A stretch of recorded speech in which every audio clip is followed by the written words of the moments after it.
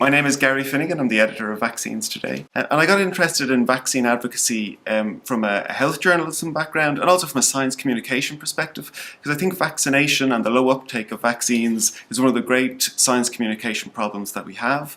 In addition to things like climate change or breastfeeding uptake even, where all the science says we should behave in a certain way, and yet getting people to take that action is a bit difficult. So I'm interested in the barriers and the steps that people need to take to do that. And I also think there's huge potential to make an impact by being an advocate in this area, because in areas like measles uptake or flu uptake in risk groups, there's an awful lot of progress that could be made, and the benefits to achieving that are huge.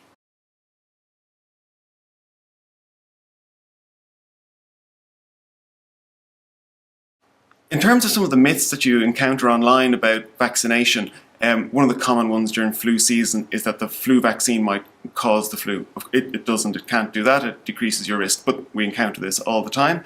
Another is that people think that if they're generally healthy that they're not at risk, and that's simply not the case. Some of the people hardest hit by flu, especially H1N1, are people who are healthy, younger people, older people who are healthy. So that's a very common misperception.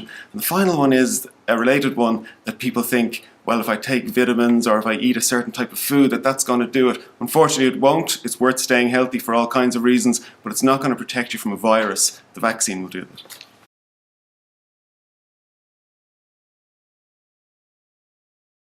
Older people find information about health and about vaccination in all kinds of places, but one of the places that they do look for information is online, and this includes social media. So if you look at the Facebook demographics, the older age groups are some of the fastest growing. The people are there and they're interacting and they're using these media. So I think if people are going to Google or to social media to look for information, we have to make sure they find quality information that answers the questions they have and that they can relate to, and maybe that they'll share with their own peers.